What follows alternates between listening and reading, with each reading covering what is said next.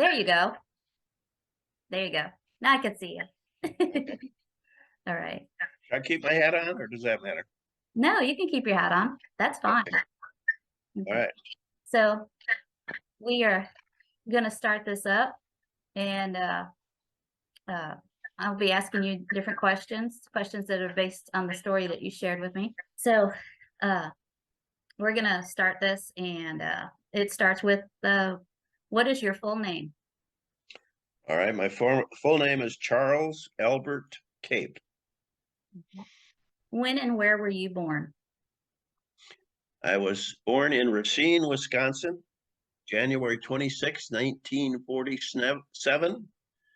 And my mother and dad told me that they almost didn't make it to the hospital because there was a record snowfall at the time I was born. Wow. Oh, she almost gave birth in the car, they told me. That's amazing. That's pretty Yeah. cool. Which war did you serve in? Of course, it was the Vietnam War, And did you enlist or were you drafted? and I was drafted. When were you drafted? After college in 1969, September of 1969. That's the month that I was born. Is it? Yeah, the 17th. Ah, I think that's pretty cool. Before you were drafted, you said that you were a 1A classification. Could you please explain what that is? 1A was the distinction I got after I had taken their physical and passed with flying colors.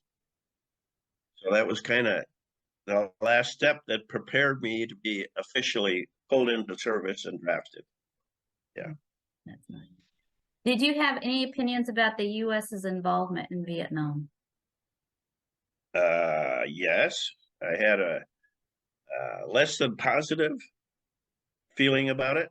Felt like we really didn't need to be there, and why were we fighting their war? And it was explained to me, and some of the explanations got me feeling a little better about it. Let's put it that way. Yeah. Yeah. Did you have friends that felt the same way? Yes. Some, as I think you probably won't be surprised to hear, where I even had a roommate, I think, that ended up going to Canada to avoid the draft. At college, I had a roommate like that. I know that it affected, I mean, I just remember as a little kid how a lot of people felt that way in my family and around us. Yeah. What branch did you serve in? U.S. Army. And how long did you serve? A total of 2 years. Where did you go for basic training? Fort Campbell, Kentucky. And how long were you there? 8 weeks.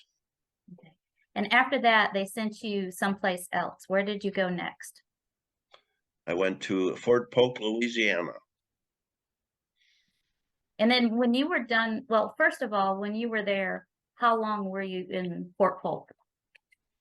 So then it was another 8 weeks of training at Fort Polk, called Advanced Infantry Training, or AIT. So what did they have you do there? It was a little more physical training, particularly with emphasis on fighting in a jungle or in a tropical environment. Now, after they sent you to the advanced infantry training, which you said is AIT, where did you go next and why? Then I went to a fort here in Georgia called Fort Benning. And I went there for a couple of reasons. And one was to get further trained and be better qualified to serve in a combat situation, which it looked like I was headed into, or that was my future. And then also, I thought, well, I could delay my trip over to Vietnam, and that would be better because the all for intents and purposes, it looked like the Vietnam War was actually winding down, and if I waited, then I would maybe not even get sent there. It might even be changed. And then the third reason was, the best reason was, I became a sergeant, an E5 when I graduated. If I passed the course, it was a really good leadership course that really helped me in the military, and it helped me in civilian life too. So, I mean, I that think, was go ahead. that was the reason why, mainly, that went from private to a sergeant, E5, and it was long. It was like, I think it was about three months I was there. And that's the thing that I've noticed with veterans, I mean, for a very long time, that even though there are just times where you guys have gone through training and had questions about it or whatever, in the end, there's just aspects of it that carry over, of discipline, that carry over into your life, Right. and there's Right. nothing wrong with that. Yeah. When you went to Fort Benning, you said you started out as a private, which is an E1, but you did so well with your training that they gave you and some of your fellow officers in training with you a nickname. What nickname did they give you all who did well in NCO school? What was the term for soldiers who quickly rose in rank? It was specific to the NCO, Non-Commissioned Officer Training School at Fort Benning. Anyone and everyone, that's the nickname that was assigned to that, because short period of time, you went from private to sergeant. And as the old military guys used to say, you didn't earn your stripes. You just went through training. Or they were the guy of the hard knocks, that'd been there several years to get to be a sergeant, right? They kind of resented it. But a long answer to your question, the famous term was, yes. Oh, you were a shake and bake. Oh, that I was a shake and bake. Like So, the chicken you used to put in a bag and put the coating over it. That's where the shake and bake came from. so that was the nickname when you were talking about the shake and Right. bake. So that was the Even, nickname. and throughout my military career, and even now, I get introduced to somebody, and some friend of mine will say, "Hey, do you know the Cape was a shake and bake?" And they'll go, "What? What's a shake and bake?" So anyway, yeah, it was kind of degrading, but kind of funny too, I guess. Yeah, yeah. I think sometimes nicknames can start out feeling weird, but then Yeah. over the course of time, it kind of takes a turn in the way that it is and becomes funny. Yeah. How long was your training at NCO school, and what rank were you when you finished? That was about 3 months, and I became a Sergeant E5 was my rank when I graduated. Between basic training, AIT training, and NCO school, how long altogether was all of that training that you had to go through? So that basically, well, I have to explain that a little bit. Basically, it was a year. It totaled just about a year, because we also, after NCO school at Fort Benning, we had to serve at another um, position where I was in charge of a group coming through as like a platoon sergeant, and we had to do that for 8 weeks at a fort, either at the same fort we were at or at a different fort. And then, so that took up about a year's time. And then I had a short leave after that, and then I went to Vietnam. So it was 1 year here, 1 year training. Is a long way to answer that question. How it was. So I should say, just briefly, I had a short delay between NCO school and then when I got assigned to Fort. But with that all said, it was a figure a year of training before I left for Vietnam. what was your initial MOS after you finished NCO school? It would be 11 Charlie, 11C, which is a mortar squad leader. Okay. Please Yeah. share what a mortar is, and please tell us what you had to do with the mortars. Easiest way to describe a mortar is a tube that is set up basically vertically or just off vertical center. The tube goes like an artillery, like a small artillery piece is a good way to describe it. So it sits on a base, the tube sits on a base, and then you take the projectile and drop it down from the bottom, from the top of the tube down to the bottom of the tube, and it shoots out and explodes as it lands wherever you're guiding it to go. And it's a lot of all to do with angles. Whatever angle you put the tube at will determine, of course, where that projectile ends up. So they look for people to do the training that were really good in math. And see, I already had the college education, and that's probably why I got assigned that. Yeah, because it's more than just dropping it. You've got to know where you've got to put it and have that trajectory. And right, you know, it's now, critical. yeah, Yeah, it really is. but yeah, it would shoot, just kind of not near the kind of range that an artillery would shoot, but like halfway or whatever would be the range of the mortar, which is the artillery. About how many men were in your squad?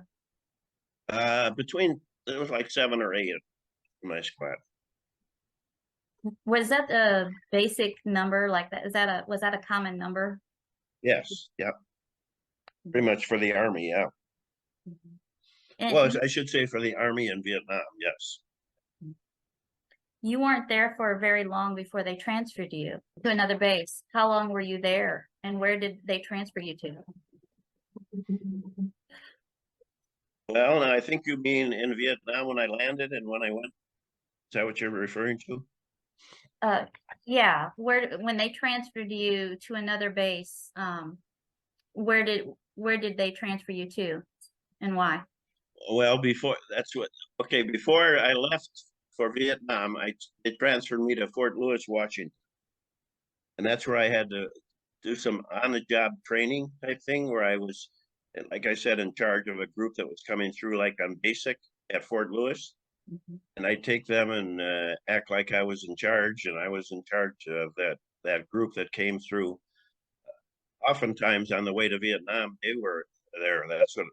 That was part of the NCO school training. You had to go and serve that like additional 8-week period with you being in charge of some men that you learn more about the real details of how to lead men and give men training that they need to prepare themselves for combat overseas. Yeah, Right. that was that. And then I got to Vietnam, went through Cam Ranh Bay, and then we can talk about that. But that's basically, I guess, the answer to your question, right?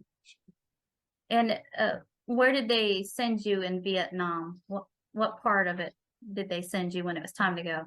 Yep. When I went there, of course, we all got. Fortunately, we didn't have to go by boat like some of the early guys had to get over there by boat. That took a while. So I got, flew over there and landed in Cam Ranh Bay. We all got processed in Cam Ranh Bay. Spent a few days there and got some more shots and health treatments and things. And then they sent me way up north to I Corps, which is the northernmost province of South Vietnam. And I got assigned to the Americal Division. That was centered in Chu Lai on the coast in that area, just below North Vietnam and below Da Nang Air Base up there. So you were close to the air base. What? You were close to the air base? Yes, yeah. We were the initial part are called the Central Highlands of South Vietnam, and that was what they call I Corps. I Corps was the north, and then two eyes was the next one, and 3 eyes was the next one, and 4 eyes was the southern one. And we were south of Da Nang and served that we were there about 8 months. And then we were reassigned, our whole division went up to Da Nang to serve and provide security for the Da Nang Air Base. Now, you mentioned earlier that there are about 7 to 8 people in your squad, and that about 4 or 5 squads make up a platoon.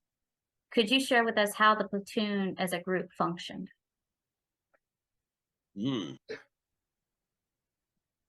Well, yes, it's the way it functioned in a combat group like ours. We would have to have one of our platoons would be on the fire base, providing security for the artillery and the commanders on the fire base at all times. and the other 3 or 4 of us would be out in different sections of the I-Corps jungle, and having different areas of territories of responsibility. So then we would rotate. We'd normally spend a week on the fire base providing security in the bunkers around the top of the fire base, and then we'd be back out for another 3 to 4 to 5 weeks, depending on the weather, out in the jungle. That was within our group that we'd rotate like that. Mhm. I mean, and that makes sense. Somebody's got to protect the base and be there. Right. And, you know, and plus it allows you guys to take a break when you come back and rest before you have to go out again. Correct. Mhm.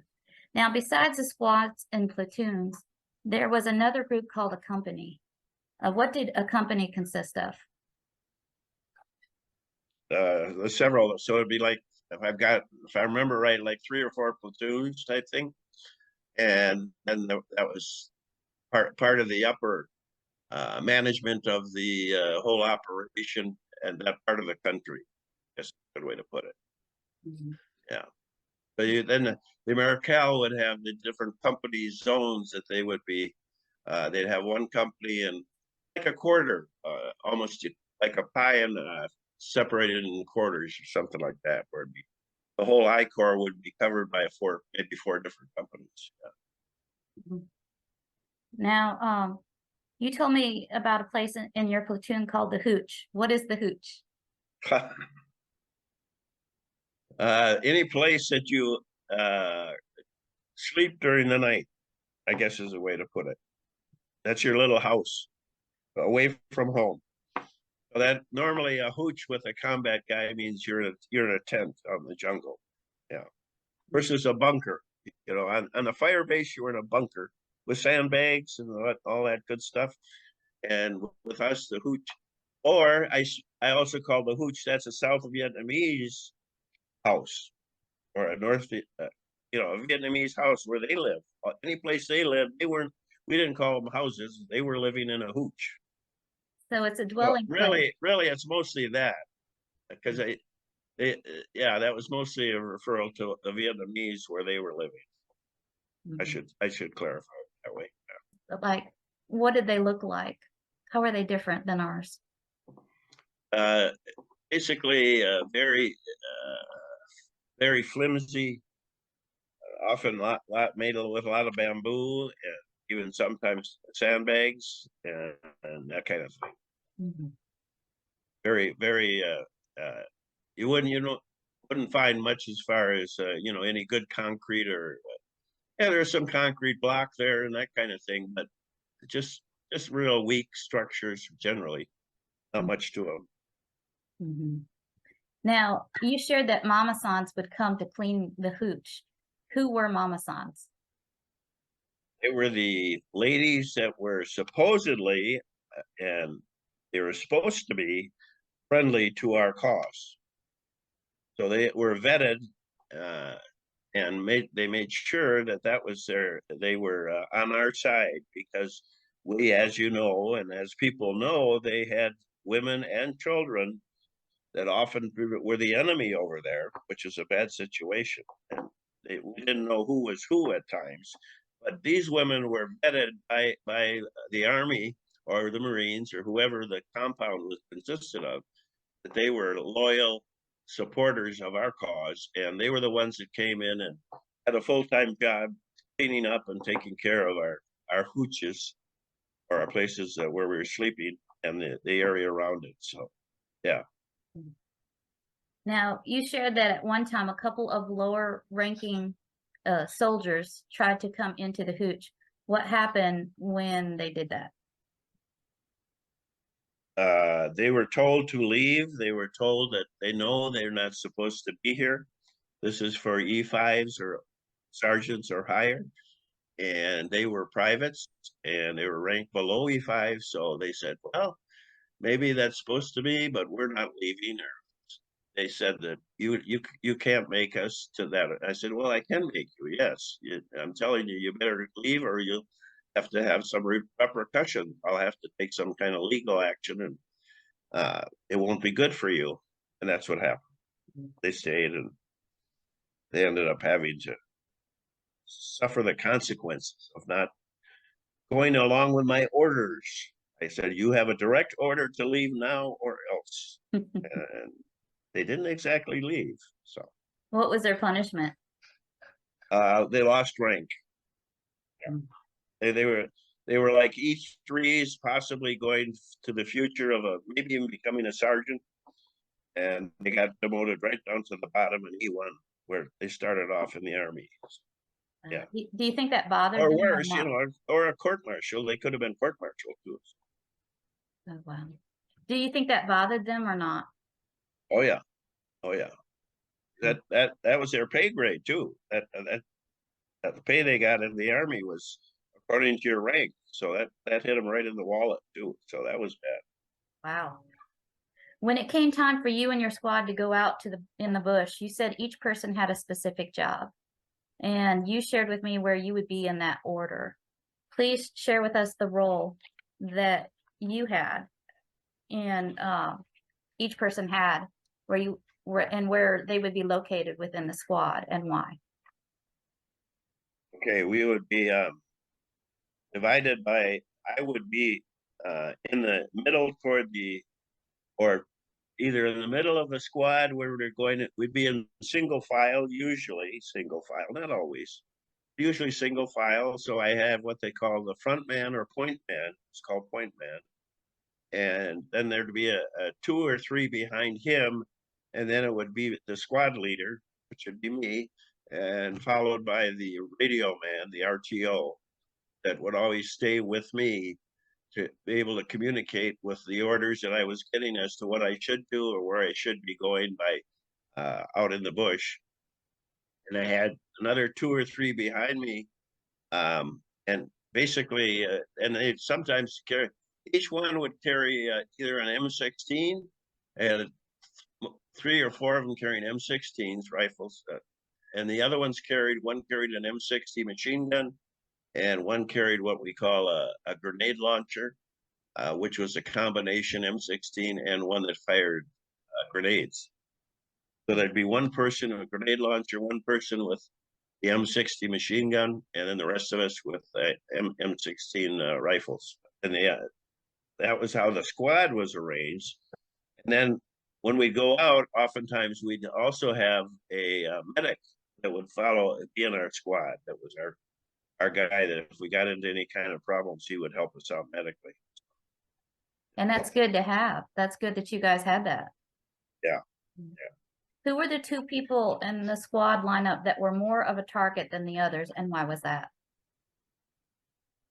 The main target, there are 2 main targets in that squad, of course, would be the point man. He would be normally in the most dangerous position because he'd be right at the front of our line and be the first to see or be seen or getting fire from the enemy. Or then the other one was the radio man. Always had to put up his antenna to get his radio reception properly, and that was like almost putting a red flag up. That's what a lot of, especially if there were snipers a long distance away, they would then look for this radio antenna and try to shoot where that radio antenna was. Right. Kind of gave it away sometimes. Yeah. Did you see any segregation in your squad or platoon? Well, there were yes, it was a problem, especially toward the end of my year spent there in the bush. We had problems with that, and we had new recruits coming in all the time. That was the thing too. We had, it wasn't always the same guys we had. We had guys that came in at different times. If there were some guys that came in the same time as me, they might be transferred to another unit during the year they were there, and coming and going all the time. So we were always getting new people or new relationships built up. And yes, it was a real problem, especially when you throw in a few drugs in the mix. And these guys start taking some drugs. It was so readily available over there they were selling it locally. The local population was trying to make money selling drugs. The guys could get it if they wanted it. that created problems, or drinking too, anytime guys get together and start drinking, they have a few beers, there's, some of that prejudice garbage comes out. So Yeah. I even had some that at the end there, a couple, were saying that this is a white man's war, that we don't belong here. I said, no, this is an American war, and you're Americans, so you need to be here, support your obligations. So it was a shame that that was part of it, but it was. Yeah. Yeah. Takes the focus off what it was that you guys are trying to do, you know? Yes, very dangerous too, when it came to, Mhm. the critical thing. We all had to take responsibility for everybody, everybody else's life that was there with you. You had to be dedicated to that. So And work together as a team. yes, very Mhm. much. Um, you mentioned that you had made some friends during basic training and later you would work alongside one of them. Could you please tell us why this is unusual and where you would meet up again? Yes. Okay. That was I. Let's see. We started off at basic and got to know some friends, and then you went to AIT, which most of the guys that you worked with at basic training went to AIT with you. But after that, then it was a separation because only some of us went on to NCO school at Fort Benning, and the rest of them went to either Vietnam, or they got orders for Korea, or some offshore place that they had to. Their next responsibility was with the military, with the Army. So I was unusually gifted. Really, I went through basic and AIT, and then Fort Benning, Georgia, with two other guys. The three of us became close friends, and that was an interesting trip, because one was from Ohio, one was from Wisconsin, and the other one was from South Carolina. Mm. But that was very unusual. And anyway, and then Vietnam. This is the most incredible thing. After we served the time at these forts, uh, after we left AIT, Fort Benning, at that fort, like I did for Fort Lewis. Then we ended up getting over in Vietnam to the same unit, AmeriCal, and got the orders for going up to July up in the north. Three of us were still together, and then we got separated there. Two of us got separated. All right, you talked about the fire bases too. And what were the fire bases? And please describe to us what a fire base was like. Okay, the fire base name was basically put on the area of operation. Would be in our territories was the hill, wherever the high point of that territory was.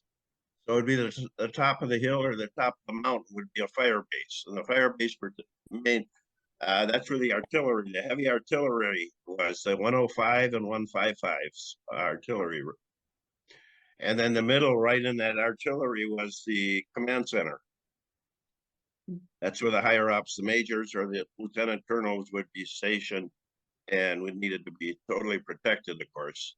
And that's what did. So we, as a combat unit in the Army, we operated off the fire base.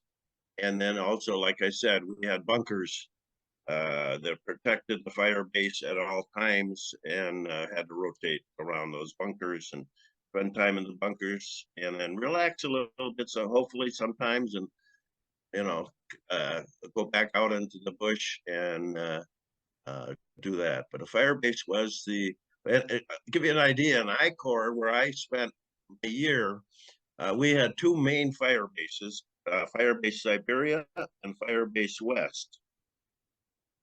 Now there were other fire bases in the distance that we could see, but we didn't ever go there. But that was another platoon or another, a group of territory. So yeah, so there's just two fire bases and then we ended up, sometimes we'd be we transferred to another 2 or 3 fire bases, depending on what our next assignment was. It might be just out of or on the edge of our territory, out of I-Corps or right at the edge of I-Corps. So that would be another 1 or 2 fire bases that we wouldn't be our normal ones, but we would spend a little time there. About how many soldiers would be in a fire base at a time? So that would be roughly, call it about 30. That's probably an average. 30 would be around on security, and then maybe a total of 40 overall, counting the artillery people. You know, the artillery and the command center people would be there the whole time. So that would be another 10 or so of those. So maybe I'd say 40. I think I'm kind of close with that. Yeah. And so the fire bases were a pretty decent size. Yeah. Within the fire bases, there were bunkers. About how many people would a bunker hold? That would be 4 or 5 people in each bunker. And how long might you and your squad platoon stay there? Normally that would be a week assignment. Sometimes it's a couple of weeks we'd be there. But on the average, we would be there a week. Okay. And you mentioned that you all had to do guard duty at night. About how many people were on guard duty during the night watching over the base? So you'd have one person on guard at all times through the night at each bunker. And then you would rotate those guys. So we'd, and then we'd have radio contact with the command center at all times. So we'd, be able to alert the rest of the base in case we saw something or heard something suspicious. And that's sort of something that you did quite often at night. What did you sometimes do while on guard duty? Oh, well, sometimes all the time I prayed. So, yeah. And just, challenging. It wasn't just the fact that you were looking for the enemy or listening for the enemy, but it's also that we had usually been out in the bush and came back, or and we did that during the day too. Some of us would leave, and they'd send a squad out during the day, and we'd go down in the jungle and walk around and look for the enemy down there. And we'd come back for the fire base at night, and we'd be exhausted a lot of times. So we would like our time would be a couple hours every night we'd spend on guard duty. It was a challenge sometimes to stay awake, honestly. Oh yeah. We were so tired. Oh yeah. But we couldn't dare fall asleep. That was not allowed. No. And I tell a story about the one guy we called him Crash. Mm-hmm. He was a young, inexperienced, immature guy that just caused nothing but trouble. And I don't know why we had to put up with him. We shouldn't have, but we did. And we called him Crash because he crashed at night. He would fall asleep on guard, and that was bad news. So you actually had to have an extra person with Crash that couldn't crash. Right. It was almost like every time Crash was supposed to be pulling guard, we'd have another guy awake with him. Right. Do you know about, like, if you were just to guess what age he was, what age could you guess that maybe he was? Oh, well, just 18 at most. Maybe I guess I don't know if he was even 17. Could you be 17? I don't remember. Maybe there was an exception or two to be 17, but I thought the minimum age was 18. But he wasn't at the maturity of that. He was, he was more mature about the age of 13 or something. He was what they call a piece of work, Kathy. Okay. Yes. Yeah. Yes. Did any Vietnamese infiltrate your fire base? Where they actually infiltrated? No, never did happen, fortunately. We did have enemies sighted at the base of our fire base a few times. So then that was a red alert for everybody. Had to be ready, guns ready, and kept tuned into the radio to determine what we were going to do with these the enemy that were at the base of the fire base. But they never did come over our fire base. We did have them come over another fire base that we witnessed at night one night called Firebase Marianne that was in the distance. And they got overrun one night with the enemy came and invaded the fire base 3 in the morning, and it was terrible. Yeah. Now, after you would leave the fire base, where did you go? Out, first of all, we had all the fire bases had helicopter landings. So the helicopter would either be there or come to pick us up and take us out to the bush. Or we would just simply walk off the fire base with our squad or our platoon and head out for the 2 or 3 or 4 weeks we'd be out in the bush. So normally it would be by helicopter. We'd be going out to a certain location where we thought the enemy was, and then we'd walk around there and spend the next few weeks out in that dirt, trying to find and then confront the enemy. There was a valley called Happy Valley that you all had to go to sometimes to try to find the enemy. Please tell us about Happy Valley, and please share with us what happened there. We had certain territories in I-Corps that were especially focused on the enemy's concentration, particularly bad areas that we would have to be going into. It's a good time to mention this. See, we were fighting and supporting the South Vietnamese army.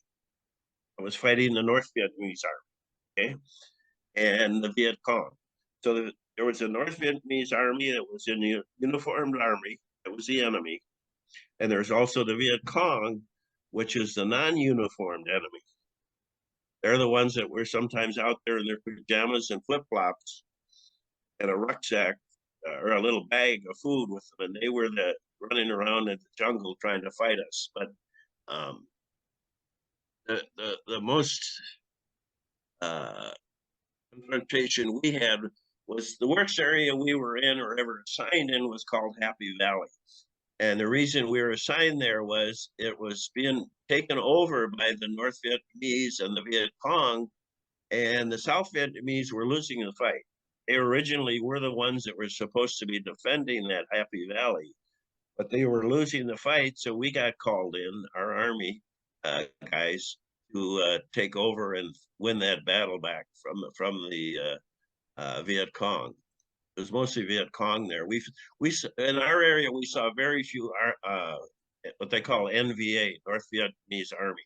That was the uniformed enemy. Okay, but most of the guys we fought were the Viet Cong. Those are the guys that would go out and be snipers and snipe us one at a time, shoot at us from above, or set booby traps, and to take us out that way. They didn't normally confront us directly. They knew they didn't have much of a chance against us. So we went into Happy Valley to win that area back, and we did. And we were out there several weeks, but that was the main area that I encountered most of my combat problems and alteration. After we did our job out there, we came back to the fire base, and relaxed a little bit, and stayed there a couple weeks, actually 2 or 3 weeks at the fire base, which is unusual. And then guess what? We got orders. They said, you guys did such a good job. Now we got to send you back in there, clean up the rest of it. There's more problems there. So there we went. We got helicoptered out there again. It was quite a ways out. It took us a while to get out there by helicopter and had to go back in. And the Happy Valley was a valley that had just exactly that, mountains on each side. And we would be down in the valley with the Viet Cong fighting them. And then up on top, there were snipers, enemy snipers that would sit up there on the mountainside looking down at us and firing from above and trying to shoot us and pick us off, looking for the antennas from the radio man, looking for us to appear in the open area below. And that's where we had some guys get shot or wounded in Happy Valley. Hmm. Wasn't so happy, was it? No, just ironic that it was that was the actual term that was used, and it wasn't just us. It was that was always called Happy Valley. You can see That, it on a map. It's on the map in South Vietnam. that's just weird and ironic. Yeah. You said the snipers hid up in the boulders. Could you see them up there? Yes. During the day, we could. And sometimes, and not always, of course, but sometimes we'd actually we call in the napalm. Sometimes we call in the jet fighters, and the jet fighters would drop napalm on them on the mountainside. That was the stuff that, started burning as soon as it hit the ground and burned up everything that was there. And they would also call in artillery. We could call in artillery from our fire base, so it would drop their artillery bombs or explosives right on the side of the hill or where the guys were. But there were so many caves up there that they would just go run down in the caves when the firing started, and we could actually see them sometimes. And before we could get a fire on them, they'd be running down like a bunch of rats back in their caves up there on the hillside, on sides. Hmm. Yeah. Now, what did it feel like knowing you might get shot by one of them? Well, that was like that was always in your mind, always in my mind, and that was where the praying came in, really. And it said, we prayed that it wasn't going to be our turn to get shot, and we weren't going to be the ones to get it. That's basically all you could do, and do your best to stay under cover the most time because they were up above us. They really couldn't see us unless we were walking through some open area in that Happy Valley. So we always tried to avoid the open areas and stay under the cover overhead of the jungle. So we'd be camouflaged so they couldn't see us where we were down. So it was especially when we started seeing one or two of our guys get hit, then it got to be real personal. Yeah. Very kind of scary. Yes. Now, were any of the American soldiers hiding in some of the boulders trying to shoot the Vietnamese snipers? No, no, no. We never our group or our platoon never climbed the boulders. See, part of that story is what the Viet Cong used to do is they had families and their wives living in the valley. So a lot of times they would come down during the night. They'd have tunnels under their hooches where they'd come and go to their hooch at night, spend time with their family. And before daybreak, they'd come back out those tunnels and go up and climb up and get back into their positions above in the boulders and on the hillsides, begin shooting at us or setting up booby traps for us, that kind of thing. So we never did get orders to go up there, but we did fire oftentimes. And like I said, called in napalm with the jets that torched them pretty good sometimes with the napalm. Right. Now, in the valley, you mentioned there were farmers growing rice paddies. Were the farmers friendly? Yes, generally. And by that, I mean, we saw very few men doing that farming. It was mostly the women were out there doing the farming. And especially military age men were very rarely out there because they were oftentimes Viet Cong that would have their wives and sons and daughters doing the farming. But yes, well, there were a lot of rice paddies there on the floor of the valley. Now, were A they nice company that to you? a company next to the hooches. That was where they lived. Were they nice to you? Yeah, yeah. Oh yeah, they were real friendly to us. We didn't know if that was an act or if that was real. Never did. I They all imagine. looked the same. Yeah. Yeah. You never know. You also mentioned that you had to watch out for the kids sometimes too. And you've kind of talked about that a little bit. But what Why did you have to watch out for them?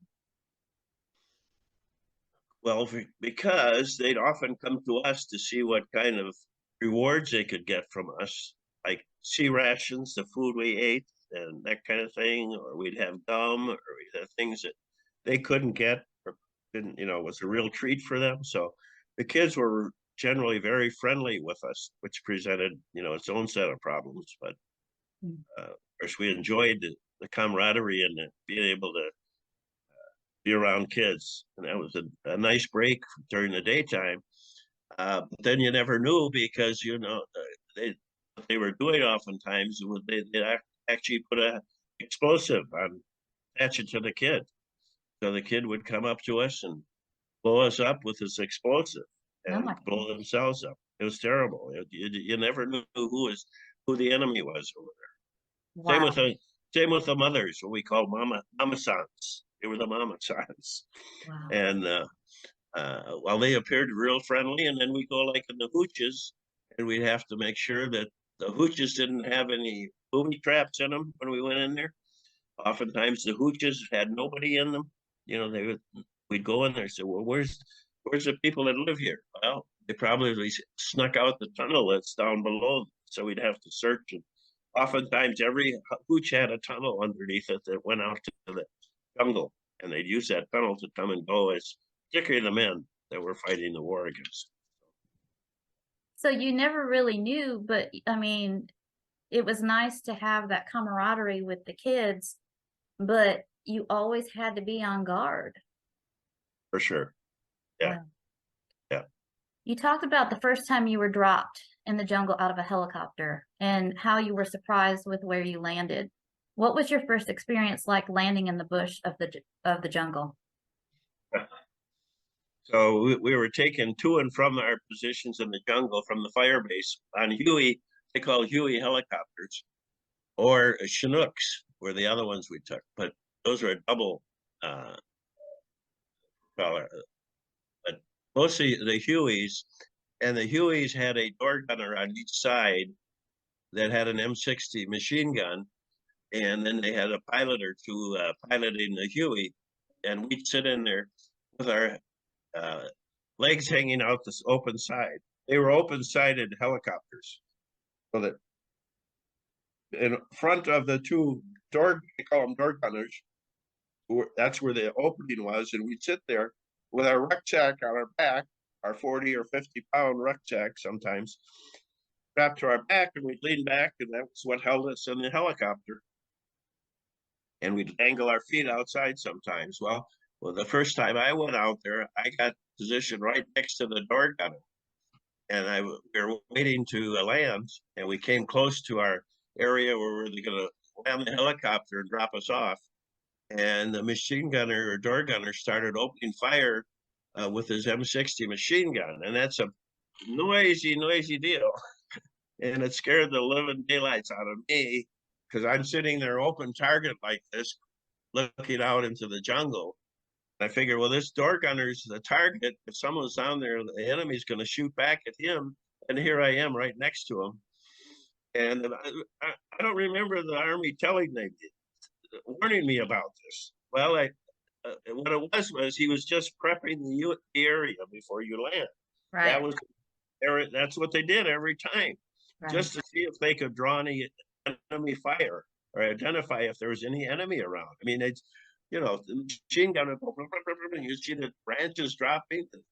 The bullets were so big that it would drop some of the branches right there, and you could see something. And Mm. anyway, it was something I just couldn't believe we didn't get better trained and prepared for to warn us that that was part of the deal when we're going to land. Every time we're going to land, this guy's going to open fire, and Right. we should be ready to understand that. That doesn't mean we're getting shot at. No. And with that being a, a new way of fighting, Vietnam was different than World War II. And for every wars, you learn as you're going along. It's just like in life. You learn as you go along. So you can set up the program to get better and better, whatever the program is. But Yeah. as you're going through it the first time, you don't have that information to be able to put into the training aspect of it.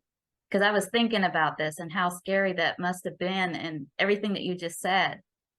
Just seeing it happen and this gunner doing that, and you're putting the pieces together in motion, and in that moment. Um, and there wasn't the training for it, so it was all a surprise. And if they did train me or tell me about it, I sure didn't remember it.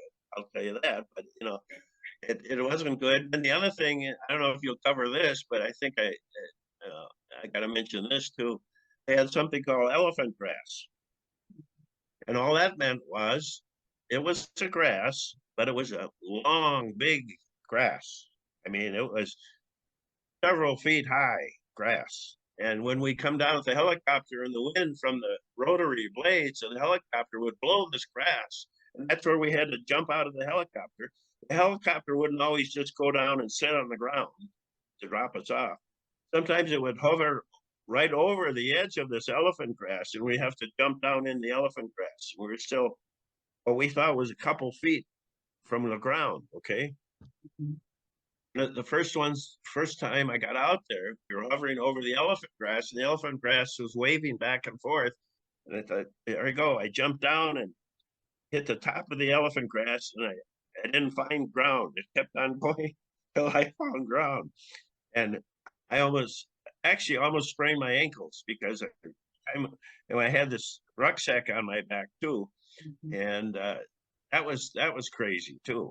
That was nutty. And again, that I don't remember being warned about that. But everybody thinks, oh, you're gonna, you think in terms of you're gonna land on this nice, hard ground and drop you just walk off a helicopter. That often didn't happen that way. They No. didn't, they didn't, they didn't have it. And then they had the blades overhead. So the blades couldn't hit any trees or branches overhead. You landed, and you had some brush around there. If Mhm. those blades hit some of that, the helicopter would not be able to fly again. It would No. take it. So oftentimes they couldn't even get down that far to actually land on the land or hard surface. You had to be dropped off just hovering over it. So that was typical.